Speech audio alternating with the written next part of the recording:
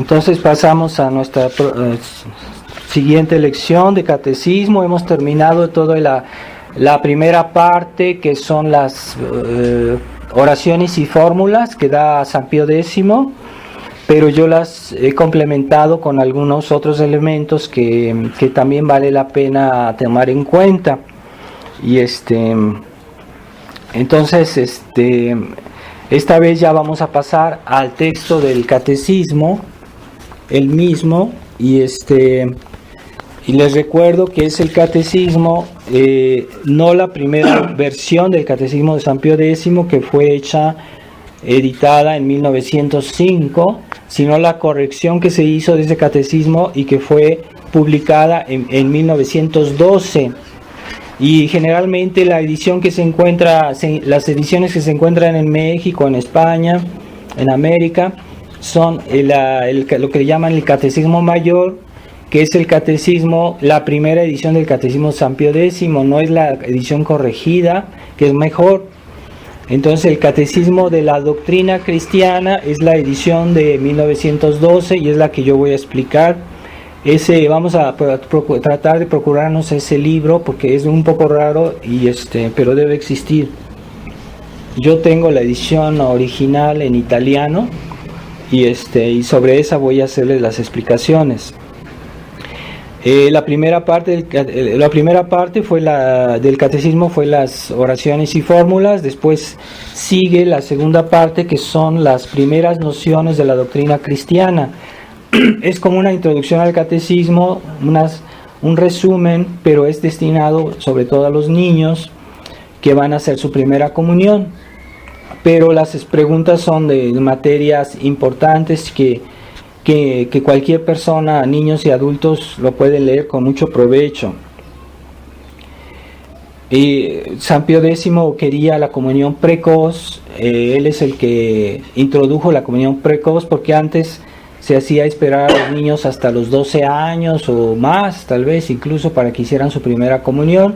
Pero San Pío X dijo que no es normal, porque un niño, desde que comienza a tener uso de razón, es capaz de pecar y ya necesita confesarse, y por lo mismo que ya tiene una lucha contra el pecado, contra el mal, pues necesita el alimento del alma, que es la Eucaristía. Entonces San Pío X dice, no, un niño desde el uso de razón debe comenzar a comulgar y a confesarse. Hay niños que son más precoces, hay niños que a veces son más precoces, y incluso a los 4 años hay casos, ¿no?, de niños muy, muy jóvenes que pueden comulgar porque ya tienen uso de razón, ya comprenden qué es la Eucaristía y ya tienen una idea de las cosas, ya son capaces de hacer pecados. Entonces no todos los niños son iguales, hay que ver cada caso según el estado de su inteligencia. Si ya tienen un uso de razón, pueden comulgar, pueden comenzar a hacer su comunión, y para eso se destina estas primeras nociones del catecismo, son para que esos niños sean preparados. Entonces comienzo con la primera pregunta, que es una pregunta muy importante. Son las primeras preguntas que tratan de temas los más importantes, porque tratan primero de Dios, quién es Dios y cómo es Dios. Entonces la primera pregunta es, ¿quién nos ha creado? La respuesta: nos ha creado Dios. Entonces esta primera pregunta pues contiene muchas verdades y hay que explicitarla. La primera verdad cristiana es la existencia de Dios. Dios existe, Dios es. No hay religión sin Dios. Entonces la realidad de Dios es la primera verdad que debemos conocer, que debemos tratar de comprender, y que incluso es la más difícil de comprender de todas, porque Dios es infinito, Dios es inmenso, infinitamente perfecto. Entonces nunca, ni en el cielo, lograremos comprender a Dios, ¿no? En toda la eternidad no nos bastará para ir comprendiendo mejor a Dios. Comprenderemos muchísimo de Dios, Y de hecho ya hoy por el medio de la fe tenemos una comprensión de Dios muy importante, muy perfecta, pero es siempre limitada porque Dios es infinito. Pero esa comprensión que podemos tener de Dios puede ser dos tipos. Puede ser comprensión natural a través de las obras materiales que Dios ha hecho en el mundo. Tenemos un conocimiento natural de Dios. Dios existe, sabemos que que es bueno, es infinitamente perfecto, pero es un conocimiento natural. Pero por la gracia, por la fe, ya comenzamos a tener un conocimiento de Dios sobrenatural, y es otro nivel mucho más importante, mucho más perfecto, que nos abre la gracia y la fe. Entonces aquellos que conocen a Dios por la fe tienen un conocimiento de Dios sobrenatural que sobrepasa en perfección y dignidad a todo tipo de conocimiento natural de Dios. Este conocimiento de la fe es el conocimiento como Dios se conoce a sí mismo, mientras que el conocimiento natural es un conocimiento más bien exterior y por negación, es decir, como lo que Dios no es. Cuando decimos Dios es infinito, decimos que Dios no tiene fin. Cuando decimos que Dios es perfecto, decimos que Dios no tiene imperfecciones, pero no sabemos exactamente en qué consisten sus perfecciones. Entonces, cuando decimos Dios es impecable, es decir, que Dios no puede pecar, pero es un conocimiento, sobre todo, el conocimiento natural es un conocimiento sobre todo por negación, lo que Dios no es. Pero ¿quién es Dios? ¿Cómo es Dios? Entonces ya tenemos un conocimiento más directo por medio de la fe. Es la puerta de conocimiento de Dios como Él es en su vida interior, su vida personal, su vida interna, participación a la vida sobrenatural de Dios. Entonces es importante tener la fe. Una persona que tiene la fe tiene grandes posibilidades para la vida eterna.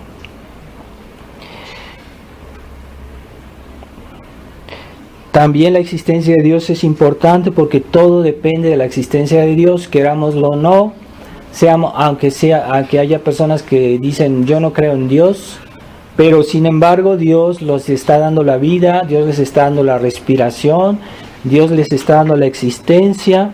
Si Dios no nos mantuviera en la existencia, caeríamos en la nada. Quiere decir que Dios es la primera realidad, la gran realidad, que querámoslo o no, es la que nos da vida. Así que las personas que no creen en Dios o que ignoran a Dios, pues viven en una gran ilusión, en una gran error, porque no es así la realidad.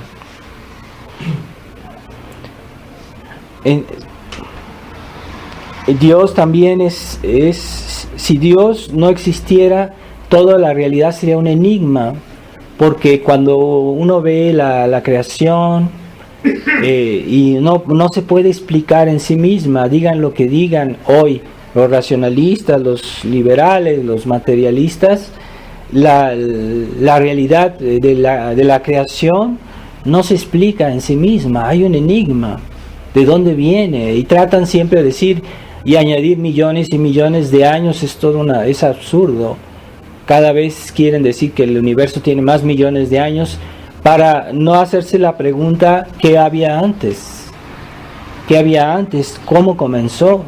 Y esa pregunta les da pavor a los científicos racionalistas, a los naturalistas, porque realmente es un enigma la existencia del universo. Sin Dios no se justificaría la moralidad de las cosas. ¿Cómo justificar la moralidad, el bien y el mal? Pero a último término, o sea, la finalidad intrínseca y última de las cosas, es necesario que haya un Dios. ¿Cuál es el destino del hombre? ¿Cuál es el último fin del hombre? El hombre existe, pero ¿por qué existe? ¿Y para qué existe? ¿Cuál es su fin? ¿Cuál es el fin último del hombre? Eso es una gran pregunta que no la enseñan en los libros de texto de la escuela o las universidades. Pero es una realidad. Todas las cosas están ordenadas a algo, están al servicio del hombre, tal vez sí, pero ¿el hombre está al servicio de quién? ¿Cuál es el fin último del hombre? Ahí es la gran pregunta, ¿verdad? Que hoy no quieren responder, y que hacen todo para que el hombre no piense en eso, en esta sociedad moderna. Y como dice el Salmo 13, dijo en su corazón el insensato, no hay Dios. Es un pecado muy grave negar la existencia de Dios, y es el pecado en nuestra sociedad moderna, que hay dos tipos de ateísmo. Hay un ateísmo teórico, aquellos que realmente niegan la existencia de Dios, y hay otros que no se interesan al tema y que viven un ateísmo práctico. Lo que cuenta es gozar de la vida, enriquecerse, hacer lo que les gusta, pensar en su salud, pero no piensan en Dios. Es un ateísmo práctico. Entonces, ¿quiénes niegan la existencia de Dios? Pues sí, los ateos teóricos y los ateos prácticos. Es esa mentalidad liberal que no quiere entrar en detalle de las cosas. También niegan la existencia de Dios los politeístas, porque cuando hay muchos dioses, pues ninguno es Dios absoluto, y de hecho, si hay varios dioses, quiere decir que no son dioses, porque la noción de Dios implica la exclusividad, la inmensidad, la perfección infinita, que si fueran varios dioses, pues no pueden ser infinitos porque son varios. Entonces los politeístas de hecho niegan la existencia del Dios soberano, absoluto. Los idólatras, aquellos pueblos como que aquí en México, ¿verdad? En tiempos antes de la cristianización de México, que adoraban ídolos, en los cuales residían los demonios. Los españoles, cuando vieron esos ídolos, decían que esos ídolos hablaban, y que oían, que hablaban esos ídolos. ¿Por qué? Porque los demonios estaban adentro de esos ídolos. Y los magos y los sacerdotes paganos consultaban a esos ídolos cuando querían hacer algo, podían preguntarles cosas. Y ya imaginamos qué consejos les habrían dado esos ídolos.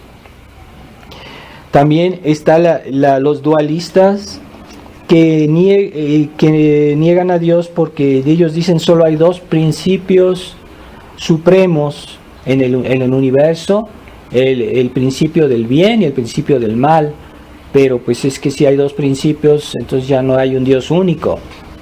Y además el principio del mal, no hay un principio del mal. El mal no es una realidad, no puede tener un principio. El mal es simplemente la negación del bien o la corrupción del bien, o unos seres creados por Dios que se echan a perder, que se corrompen y se vuelven malos. Pero el mal como tal no es una realidad, no existe como tal, es la privación o el defecto de algo bueno. Allí está el mal. Los panteístas, que confunden a Dios con el mundo. Para el panteísta todas las cosas son Dios. Nosotros, para ellos los hombres son Dios, todo es Dios. El panteísmo es un error que también nega la existencia de un Dios único, absoluto, todopoderoso. Después están los judíos, el error judaico de que también dicen que el pueblo judío es Dios. Se divinizan su propia raza, su propio pueblo. Es otro error que pone a Dios, es una negación de Dios.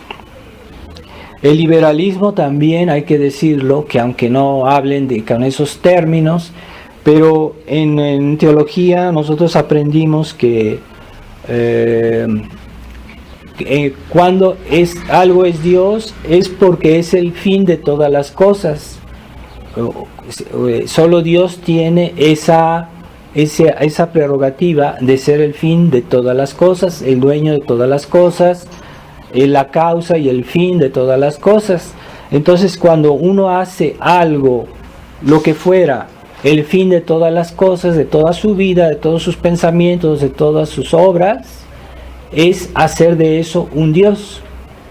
Entonces, una persona que hace de su propia persona el fin de toda su vida y que fuera de eso no hay nada, es hacerse Dios a sí mismo.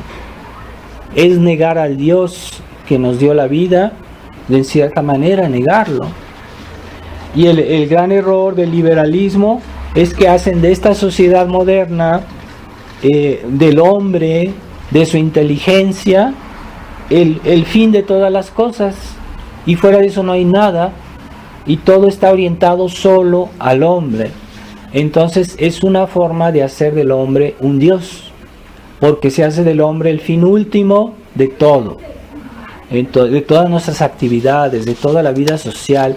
Es una cosa absurda, pero ese es realmente el fin del anticristo. ¿Qué va a ser el anticristo? Va a ser la divinización del hombre. Esa es realmente la óptica de esta sociedad moderna. Es la óptica del liberalismo, es la venida del anticristo, que negará la existencia de Dios y que van a ser del hombre como tal, la divinidad sin Dios. Así que Dios es creador, porque la pregunta dice: ¿quién nos ha creado? Nos ha creado Dios. Dios es creador. Solo Dios puede sacar algo de la nada. Eso es creación. Sacar algo de la nada, lo que no existe y que comienza a existir. Solo Dios puede crear. Ni los ángeles ni nadie puede crear. Solo Dios puede darnos la existencia.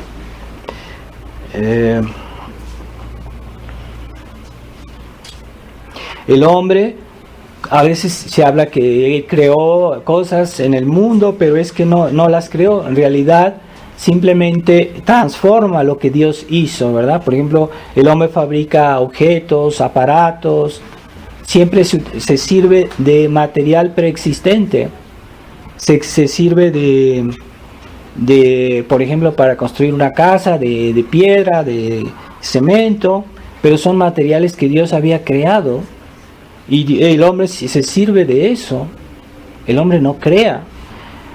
Hoy se exalta de una manera ridícula la inteligencia del hombre, la ciencia, el progreso, pero todo eso que el hombre hace, lo hace gracias a Dios, sea por los elementos materiales que Dios puso a nuestra disposición, o por la inteligencia del hombre, que es también un don de Dios. Así que cuando nosotros hacemos algo que consideramos es nuestra obra, pues es obra de Dios, porque Dios nos dio la inteligencia, Dios nos dio nuestros brazos, Dios nos dio nuestros talentos, todo lo que podamos concebir de bueno, que hagamos nosotros, finalmente viene de Dios. Por eso se dice que a Dios se le atribuye la causalidad universal. Dios, todo lo que hay bueno viene de Dios.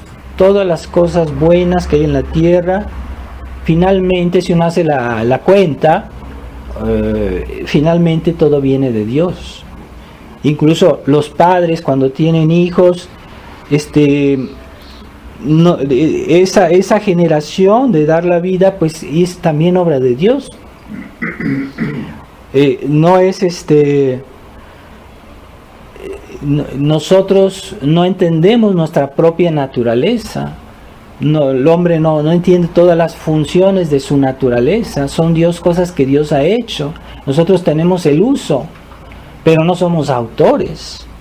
Los padres dan la vida a los hijos, pero como instrumentos de Dios. Y de hecho, en la concepción de los niños, es Dios que infunde el alma. Esa alma que da la vida al ser humano. Entonces, solo Dios puede crear, y Dios crea el alma en el primer momento de la concepción, cuando el óvulo de la mujer es fecundado por el hombre. En ese instante Dios infunde el alma, Dios crea el alma del niño. Dios por eso mismo que Dios es autor de todo, solo Él tiene derecho sobre la vida y la muerte. Solo Dios tiene ese derecho, nadie más. Nosotros no tenemos derecho sobre la vida, ni siquiera sobre nuestra propia vida. Por eso la eutanasia, el aborto, todas esas manipulaciones genéticas, porque es la manipulación de la vida. El hombre no tiene derecho a tocar eso. Eso es de Dios. Las automutilaciones, todas esas cosas que hoy los hombres, disponen de su cuerpo como si fuera su propiedad, pero no es justo, no está bien. Los tatuajes, todo eso es pecado. Y claro que también la droga y todos esos vicios que destruyen el cuerpo y el alma. Entonces, eso, porque destruyen la vida, y solo Dios es autor de la vida y dueño de la vida. Así que Dios es creador, entonces debemos considerarlo como autor y dueño de las cosas, en realidad. Pero su bondad es tal que Él no dispone de nosotros de una manera como una diversión, no. Él nos quiere realmente, pero eso no quita que Él es el dueño de nuestra vida, de la creación, de todos los hombres. Y también existe el error de la evolución, que hoy se habla tanto y que se impone por la fuerza en las escuelas, en las universidades, en los medios de comunicación, porque de hecho es por la fuerza, porque aquellos que no aceptan esas teorías pues son perseguidos, son tratados mal, son limitados, son excluidos. Pero la evolución es imposible porque es absurda. Hay un principio filosófico que hoy la ciencia moderna no quiere oír hablar de filosofía, pero la filosofía tiene principios que son probantes, aunque no sean como pruebas químicas o físicas. Hay principios de reflexión que son tan absolutos que son probantes. No necesitamos que la ciencia nos diga que esto es cierto o no es cierto, porque también la filosofía es una ciencia. Entonces se ha excluido la filosofía incluso en las ciencias, porque hoy no se quiere saber de filosofía sana, de filosofía aristotélica y tomista. Entonces hay un principio filosófico que dice: lo menor no puede producir lo mayor, o al contrario, no puede salir de lo menor algo mejor. Es un absurdo. Yo no puedo hacer con 1 kilo de harina hacer 2 kilos de pan. Es absurdo. O sea, la evolución es la divinización de este principio de que la naturaleza puede producir algo mejor que ella, pero no es posible. Y eso va contra la razón más elemental. Entonces, pero hoy la gente cree en eso porque les han hecho toda una serie de engaños y de cine para que crean en esas cosas. Bueno, entonces hasta aquí quedamos en la primera pregunta de este catecismo de San Pío X. La semana próxima pasamos a la segunda.